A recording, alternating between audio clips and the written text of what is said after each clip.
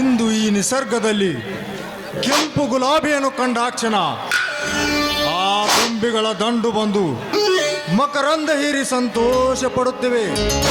ಅದೇ ರೀತಿ ಸುಂದರವಾದ ಹೆಣ್ಣುಗಳನ್ನು ಕಂಡಾಕ್ಷಣ ಆ ಹೆಣ್ಣುಗಳನ್ನು ಅಪ್ಪಿ ಮುದ್ದಾಡುವವರೆಗೂ ನನ್ನ ಮನಸ್ಸಿಗೆ ನೆಮ್ಮದಿಯೇ ಇಲ್ಲದಂತಾಗಿದೆ. ಇಂದು ಎಷ್ಟೋ ದಿನ ಗತಿಸಿ ಹೋದರೂ ಈ ಬಲರಾಮನ ಕಣ್ಣಿಗೆ ಒಂದು ಬಣ್ಣದ ಚಿಟ್ಟೆನು ಕಾಣುತ್ತಿಲ್ಲವಲ್ಲ. ಯಾವುದೋ ಒಂದು ಒಂಟೆ ಅಕ್ಕಿ ಇತ್ತ ಕಡೆನೇ ಬರಲಿ ಬರಲಿ.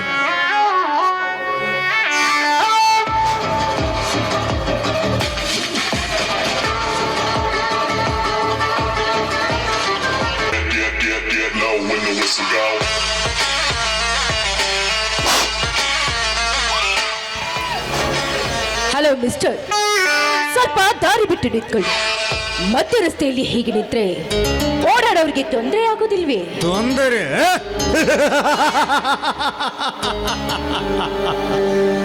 ತೊಂದರೆ ಆಗುತ್ತದೆ ಎಂದು ನಿಮ್ಮಂತ ಸುಂದರಿಯನ್ನು ಹಾಗೆ ಬಿಟ್ಟು ಹೋದರೆ ತೊಂದರೆ ಖಂಡಿತ ಆಗುತ್ತದೆ. ವಾಹ್, ಈ ಬೇಲೂರು ಶಿಲಾಬಾಲಕಿ ಅಂತಿರುವ ಈ ಸುಂದರ ಬಾಲಿ ಇಷ್ಟು ದಿನ ಅದು ಎಲ್ಲಿದ್ದಳು? ನೋಡಿ, ನಾನಿಲ್ಲಿ ಪಕ್ಕದೂರಿನವಳು. ನನ್ನ ಫ್ರೆಂಡ್ ನೋಡೋದಕ್ಕೆ ಅಂತ ಇಲ್ಲಿಗೆ ಬಂದಿದ್ದೇನೆ. ದಯವಿಟ್ಟು ದಾರಿ ಬಿಡಿ. ಫ್ರೆಂಡ್ ಅಂದ್ರೆ ಬಾಯ್ ಫ್ರೆಂಡಾ ಇಲ್ಲ ಗರ್ಲ್ ಫ್ರೆಂಡಾ? Mister, mind your language. ಒಂಟೆ ಹೆಣ್ಣು ಸಿಕ್ಕಿದೆ ಎಂದು ಹೀಗೆ ಸೊಕ್ಕಿನಿಂದ ಮಾತನಾಡೋದು ಸರಿಯಿಲ್ಲ. ಸುಮ್ಮನೆ ದಾರಿ ಬಿಡಿ. ಸೊಕ್ಕಿನ ಹೆಣ್ಣೆ, ಈ ಬಲರಾಮ್ ಸೊಕ್ಕಿನ ಶಿಖರವನ್ನೇರಿ ಈ ನನ್ನ ಕಾಮದ ಕಣ್ಣನ್ನು ಒಂದು ಸಾರಿ ಕಣ್ಣು ಬಿಟ್ಟು ನೋಡಿದರೆ ಸಾಕು, ಮಣ್ಣು ಮುಕ್ಕಿ ಸಾಯಿವೆ ಈ ಅರಣ್ಯದಲ್ಲಿ. ಸುಮ್ಮನೆ ಗುಲಾಬಿ ಅಂತಿರುವ ಈ ನಿನ್ನ ದೇಹವನ್ನು ನನಗೆ ಅರ್ಪಿಸಿ ಇಲ್ಲಿಂದ ಹೊರಟು ಹೋದರೆ ಸರಿ.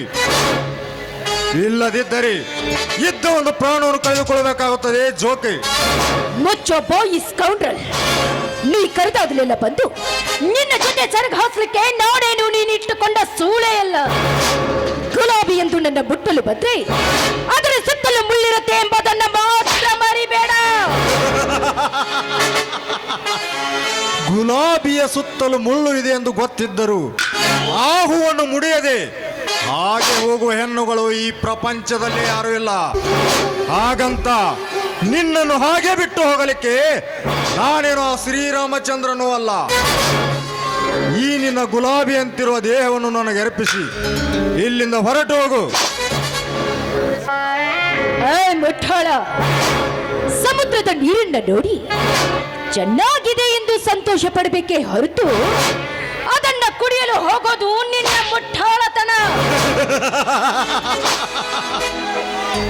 ಸಮುದ್ರದ ನೀರನ್ನು ನೋಡಿ ಹೆದರಿ ಹಾಗೆ ಹೋಗಲಿಕ್ಕೆ ನಾನೇನು ಷಂಡನಲ್ಲ. ಅದೇ ಆಳವಾದ ಸಮುದ್ರದಲ್ಲಿ ಧುಮುಕಿ ಈಜಿ ಜಯ ಗಳಿಸಿ ಜಯಬೇರಿ ಬಲರಾಮನಿಗೆ ಸವಾಲು ಹಾಕುತ್ತೀಯಾ? ಬಾ, ಈ ನಿನ್ನ ಕೆಂದುಟಿಯಿಂದ ನನ್ನ ಕೆನ್ನೆಗೆ ಮುತ್ತಿಕ್ಕಿ ನನ್ನ ಕಾಮದಾಹ ಇಳಿಸುವ. ದೂರ ಸರಿದು ನಿಂತು ಮಾತನಾಡೋ ದುರಾತ್ಮ. ದುರಾತ್ಮ?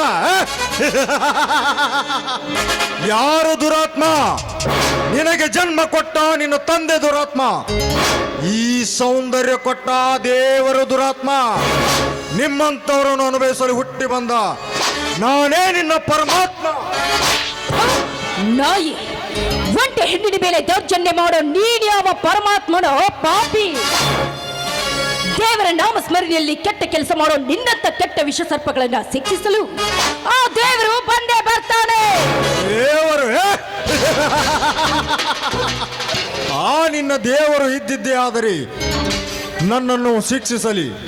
ನನ್ನನ್ನು ಶಿಕ್ಷಿಸುವ ಮೊದಲು ಆ ದೇವರ ಹೆಸರ ಮೇಲೆ ಮಠ ಮಂದಿರಗಳನ್ನು ಕಟ್ಟಿಸಿ ಅದೇ ಜಾಗದಲ್ಲಿ ಶಾಲಾ ಕಾಲೇಜುಗಳನ್ನು ನಿರ್ಮಿಸಿ ಕಾಲೇಜಿಗೆ ಬರೋ ಹುಡುಗಿಯರನ್ನು ತಮ್ಮ ಪರ್ಸನಲ್ ರೂಮಿಗೆ ಕರೆಸಿಕೊಂಡು ಮೋಜು ಮಾಡುತ್ತಿರುವ ಕೆಟ್ಟ ಸ್ವಾಮಿಗಳಿಗೆ ಶಿಕ್ಷಿಸಲು ಹೇಳುವ ನಿನ್ನ ಸ್ವಾಮಿಗೆ ಅದೇ ಹುಡುಗಿಯರನ್ನು ತಮ್ಮ ಕಾರಿನಲ್ಲಿ ಕೂರಿಸಿ ಊರು ಸುತ್ತಿ ಎಂಜಾಯ್ ಮಾಡಿ ಭಕ್ತರ ಕೊಟ್ಟ ಕಾಣಿಕೆಯನ್ನು ತಮ್ಮ ಕಾಮದಾಹ ತೀರಿಸಿದ ಹುಡುಗಿಯರಿಗೆ ಪ್ರೀತಿಯ ಕಾಣಿಕೆಯನ್ನಾಗಿ ಕೊಡ್ತಾರಲ್ಲ, ಮೊದಲ ಹಂತವರನ್ನು ಶಿಕ್ಷಿಸಲು ಹೇಳೋ ನಿನ್ನ ದೇವರಿಗೆ.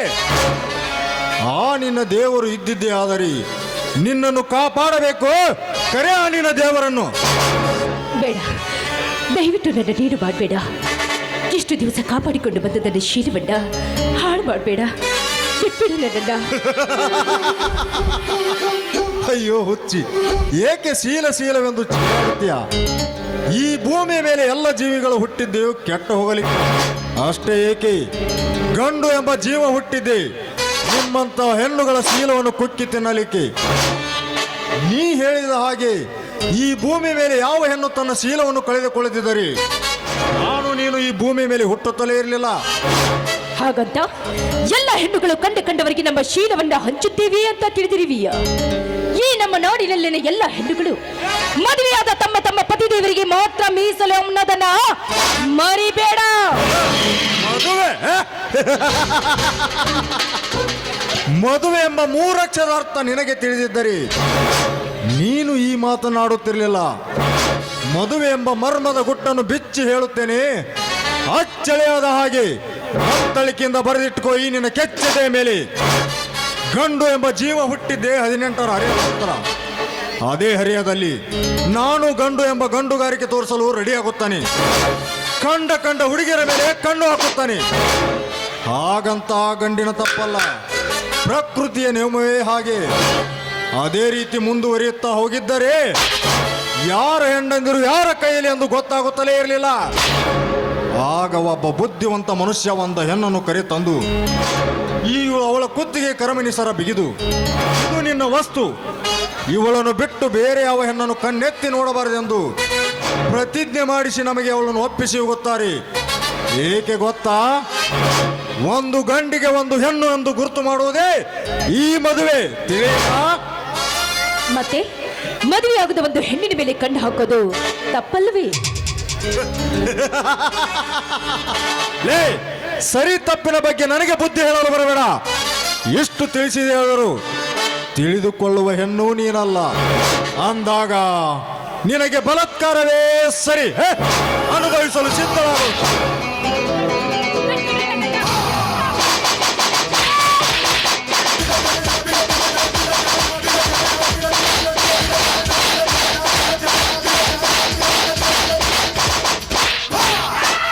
ಲೇ ಪಿತ್ತ ನೆತ್ತಿಗೆ ಏರಿದ ಹುಚ್ಚ ನಾಯಿನ ಮಗನೇ, ಕೈ ಬಿಡೋ ಈ ಅಬಲೆಯನ್ನು. ಲೇ, ನನ್ನ ಕಾರ್ಯಕ್ಕೆ ಅಡ್ಡೈಸಿ ಬಂದವನು ನೀನ್ಯಾವನಲ್ಲಿ ಲುಚ್ಚ? ಲೇ ಮರಿ, ನಮ್ಮ ಹೆಣ್ಣು ಮಕ್ಕಳು ಹನಿಗೆ ಹಚ್ಕೋ ಕುಂಕುಮ ಬಂದಾರನ ನಮ್ಮ ಬಾಹುಟವನ್ನಾಗಿ ಹಿಡ್ಕೊಂಡವ್ರು ನಾವು. ಬಾಹುಟ ಮುಟ್ಟಿದ್ರೆ ಬರಲ್ಲ, ಇನ್ನು ಹೆಣ್ಣು ಮಕ್ಕಳು ಮುಟ್ಟಿದ್ರೆ ಬಿಡ್ತೀವ? ಲೇ, ನಮ್ಮ ಭಾರತದ ನಾರಿಯರ ಬಾಲ ಪ್ರಾಣ ಹೋಗುವಾಗ ನಿನ್ನಂತ ಕಾಮುಕರಿಂದ ಪಾರು ಮಾಡಲು ಬಂದಿರುವ ಯಾಮ ಧರ್ಮಕ್ಕನಲೇ ಈ ಮೈಲಾರಿ. ಲೇ, ಈ ಬಲರಾಮನ ಸಾಹಸಕ್ಕೆ ಕೈ ಹಾಕಿದರೆ ನಿನ್ನ ಪ್ರಾಣ ಪಕ್ಷಿ ಹಾರಿ ಹೋಗೋದು ಮೇಲೆ.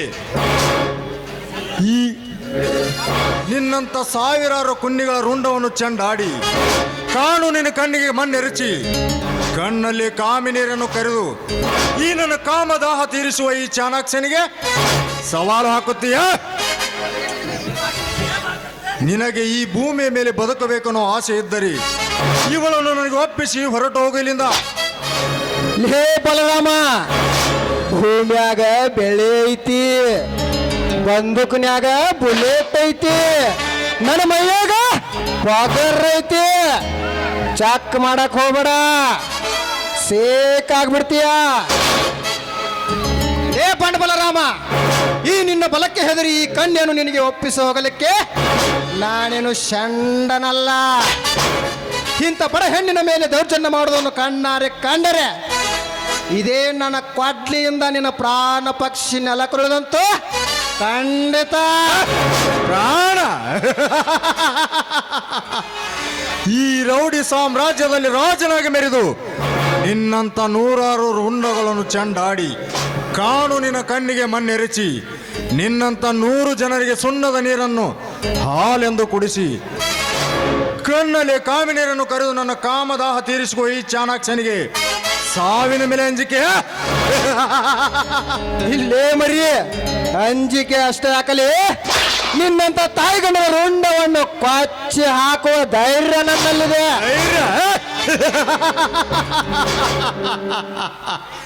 ಈ ಧೈರ್ಯ ನಿನ್ನಲ್ಲಿದ್ದಿದ್ದರೆ ನೀನೇಕೆ ನಿನ್ನ ತಂಗಿಯನ್ನು ಕಳೆದುಕೊಳ್ಳುತ್ತಿದ್ದೆ? ಯಾರು ನಿನ್ನ ತಂಗಿಯ ಶೀಲಗೆಡಿಸಿ ಅವಳನ್ನು ಕೊಲೆ ಮಾಡಿ ಬಿಸಾಡಿ ಹೋದಾಗ ಎಲ್ಲಿ ಹೋಗಿತ್ತೋ ಈ ನಿನ್ನ ಶೌರ್ಯ? ಏ ಬಂಡ ಬಲರಾಮ, ನಾನು ಯಾವುದನ್ನು ಮರೆಯಬೇಕೆಂದು ತಿಳಿದಿದ್ದೇನೋ ಈಗ ಅದೇ ವಿಷಯವನ್ನು ಕೆಣಕಿ ಮತ್ತಷ್ಟು ರೊಚ್ಚಿಗೆ ಬಿಸಿಬಿಟ್ಟೆ. ಆ ಮಗನೇ, ಆ ನನ್ನ ತಂಗಿಯ ಶೀಲವನ್ನು ತಂದು ಶವ ಮಾಡಿದ ವ್ಯಕ್ತಿ ಯಾವನೆಂದು ಗೊತ್ತಾದರೆ ಆ ನನ್ನ ಮಗನನ್ನು ನನ್ನ ತಂಗಿಯ ಗೋರಿಯ ಪಕ್ಕದಲ್ಲಿಯೇ ಜೀವಂತ ದಫನ್ ಮಾಡಿಬಿಡುತ್ತೇನೆ.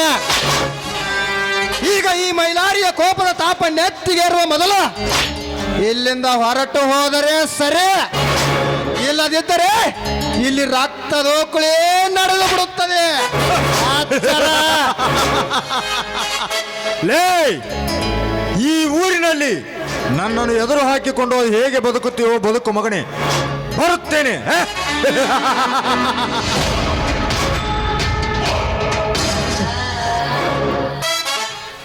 ಹೋಗೋ ಬಚ್ಚ ನನ್ನ ಮಗನೇ, ಹೋಗೋ. ಬದುಕುವ ದಾರಿ ನನಗೆ ಹೇಗೆಂದು ಚೆನ್ನಾಗಿ ಗೊತ್ತಿದೆ. ಅದಿರಲಿ, ಅಂದಾಗೆ ನೀವ್ಯಾಕೆ ಒಬ್ಬಂಟಿಯಾಗಿ ಕಾಡ್ನತ್ತ ಬಂದಿದ್ದೀರಿ?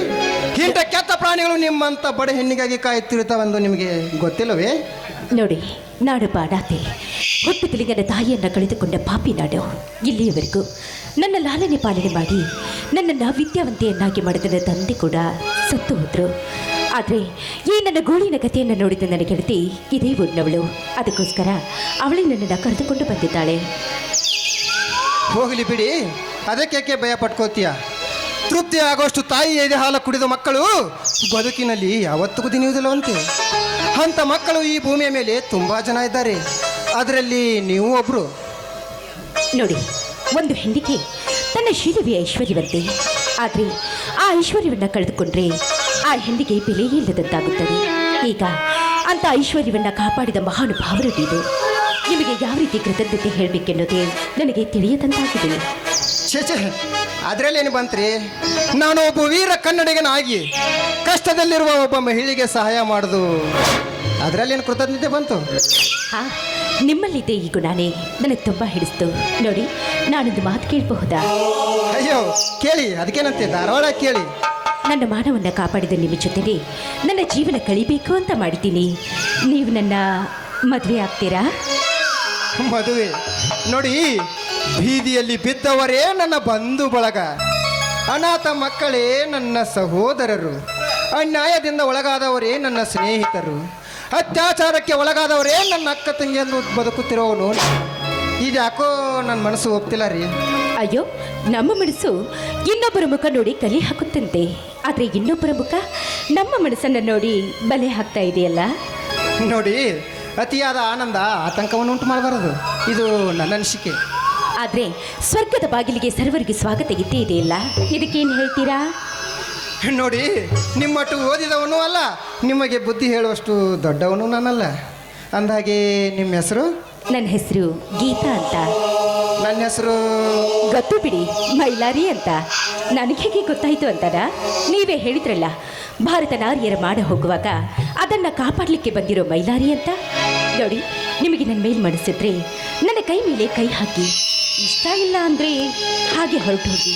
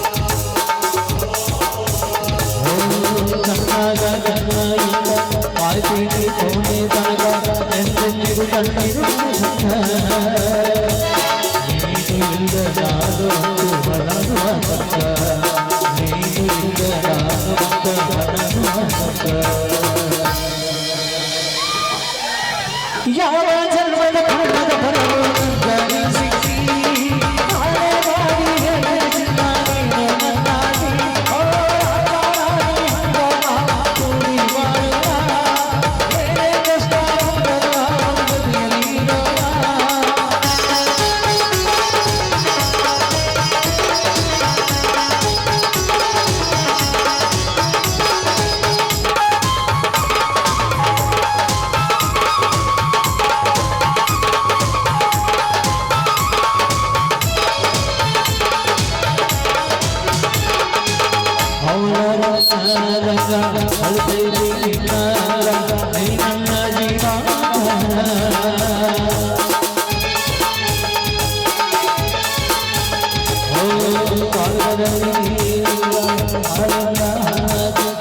ಹೊರ